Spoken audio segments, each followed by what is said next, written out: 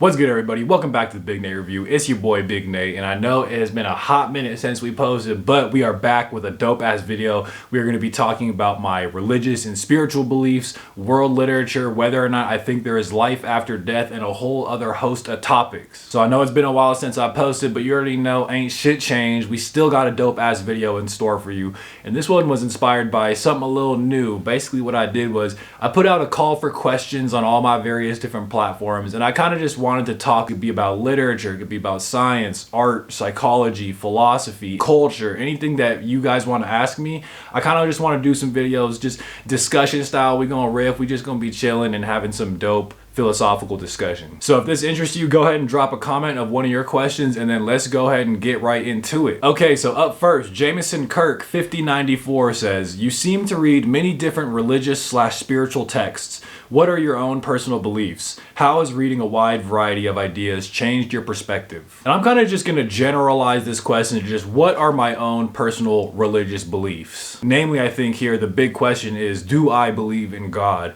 And that is a question that to me has multiple different layers to it, because in some sense, yes, but in another sense, no. Like if you were to ask me if I believe in any kind of organized, literal kind of interpretation of various religious texts, I would have to say no. Like if you ask me if I'm a Christian, while I do love the stories and mythologies and parables in the Bible and the Christian tradition, and while I think there is tons of spiritual insight that can be gleaned from it, if you're asking me if I literally believe those things happened, like with the resurrection and the virgin birth and the creation of the world in 7 days, this, that, and the other, to me, the answer is kind of like, I'm just going to say it's going to be like, obviously no. And I love these stories and there's immense meaning that can be gleaned from them. But also to the other point about the question of how has reading so widely and reading across world literature informed my belief, it's because you see that across all these different mythological traditions, you see very much these same stories of, for instance, the resurrection all across cultures and all across time. For instance, in the Norse mythology, Odin, who's like, you know, the head honcho basically of the Norse Parthenon of gods, he does something very similar to, I think, the story of Jesus Christ, where he goes and upon the world tree, he hangs himself upside down to achieve kind of like this world enlightenment moment. Just as the body of Jesus Christ was crucified for the world's sin and therefore gives rise to a kind of salvation for humanity, so too does Odin basically string himself up upon the world tree, and you know, he takes out his eye, and there's even parallels, if I'm not mistaken, in the Christian tradition, they spear Jesus's side kind of like in the rib cage in the stomach, and that's precisely what happens with the case of Odin as well. And if you look to something like Buddhism, you have, of course, the Buddha, who his whole thing is, again, world salvation, world enlightenment. And rather than being, you know, physically crucified, what he has is there's this whole period of like deep spiritual introspection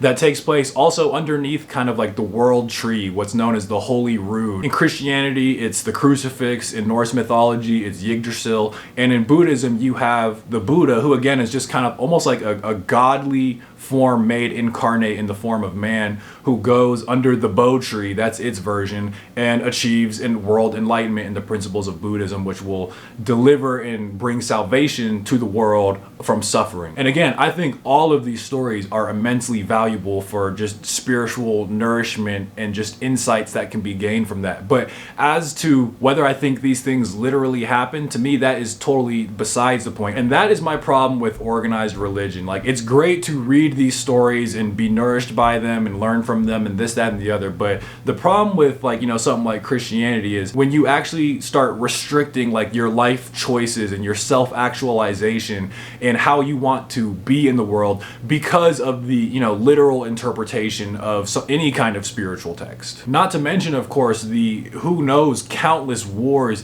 that have been fought on behalf of what amount to just rhetorical details between mythologies, which when you look at the overall view of the whole thing, you can see that they're all telling the same fundamental story, and what you have is people killing each other for generations over which one is right, when they're so clearly, to me, all right in their own respective way. They just have different ways of manifesting those stories and lessons. So if you ask me if I believe in God in that kind of like literal interpretation sense, then I would have to say no. And in fact, to me, like, if you have something like God where he's like a deity and a personality, and he's basically just a glorified omniscient, omnipotent, all the rest up there, just, somewhere floating in heaven. To me, that is actually in some sense to belittle the idea of God. God, to me, is something that's completely transcendent. It's entirely outside the realm of human reason and understanding by its very nature. But if you ask me if I believe in God in the sense of just the creative principle of the world and the mystery of existence and the creation and proliferation of all the,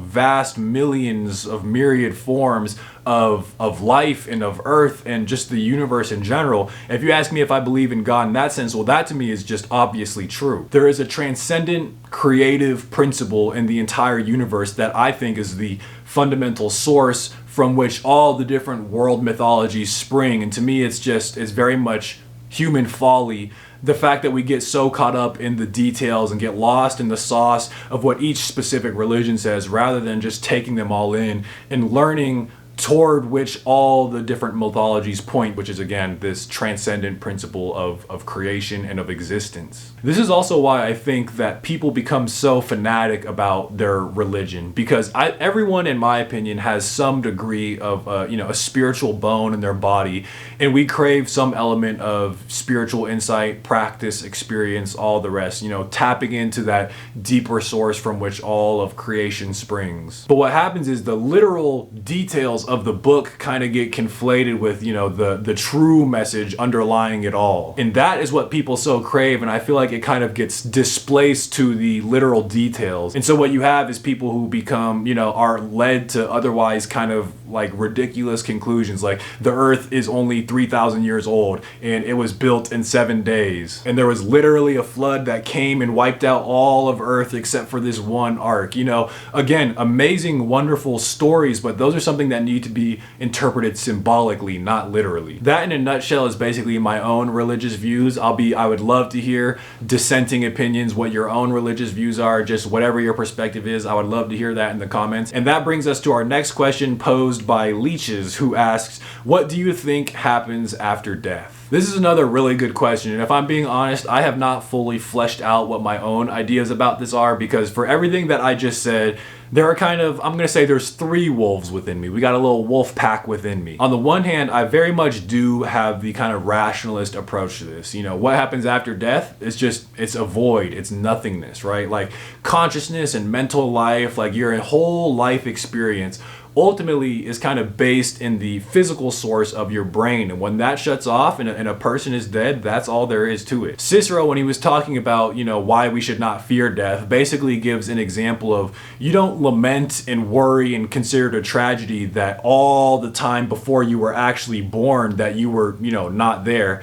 And it's basically analogous. Like whenever we die, it's going to be a return to that same state in which we were in before our own life, which again is just completely outside of like our comprehension. It's basically just like the metaphysical void. And that doesn't mean there's not immense meaning to life and that we can keep the memory of, loved ones alive within ourselves and that people can have an impact on future generations, this, that, and the other. But when it comes to what happens to life after death, one part of me just basically says nothing. The second wolf inside of me takes the approach of the Upanishads, which pictures life after death as being almost like a reuniting with the ultimate like life force of the universe. And they give tons of images, but one of them that has always stuck with me is the idea that in death, it's very much analogous to how you can have thousands of different streams which all eventually converge and are joined once again into the larger ocean. And just as all those individual streams don't have any connection with one another, but once they join into that larger body of water, there's no longer any distinction, so too is it with the basically streams of our life, and once those come to an end, we are merged into the greater whole. Now, what I don't think this means is that our own personalities, our individual egos are something that are carried over after death. Like, I don't think there's just gonna basically be a version of me that just gets transported to, I don't even know what that would look like, and it's just going about an eternity just like how I go about my life right now. The personality which is me is something that I think will cease with death, but there is sort of that more mystical conclusion of we are just again being reunited with that life force. But I do have to admit there is a third wolf inside of me, and I'm gonna get a little personal here, but that one was inspired by the fact that a few months ago my dog of like 10 years passed away, and it was an intensely emotional experience. And I just remember I would go on all these really long walks, and it's very difficult to articulate for me, but I did have just a deep metaphysical feeling somewhere deep within me that Huck was out there somewhere just looking down upon me. And I know this is an anthropomorphism in the sense that it's like, you know, when faced with immense grief, it's only natural that to kind of cope with that we tell ourselves these stories, which even though they might not be true, bring us some kind of psychological relief. But like, I'm a big boy. I understand that death is a part of life, and you know, it was bound to happen eventually, and I have no regrets about the life that I did give him. And despite all that, like, I just found myself with this experience that I know there's nothing that you can tell me rationally. It was just an immediately known experience. I understand it's irrational, but also so is the universe. The fact of existence, something from nothing. Energy is neither created nor destroyed. The fact that the universe exists at all is a violation of all the fundamental axioms of physics. So in my opinion, again, the existence of the universe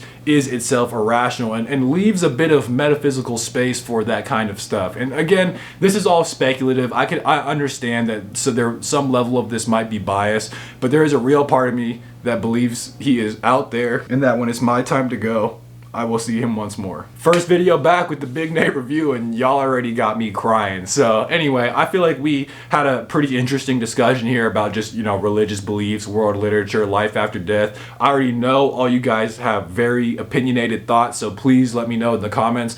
Also, just drop questions about whatever. It could be about life, it could be about, again, like science, literature, culture, philosophy, or just literally ask me anything, and I might try and group them by theme and do videos like this if y'all are fucking with it. In the meantime, follow me on Instagram at Big Nate's Book Reviews, and again, I'm just happy to be back to the Big Nate review.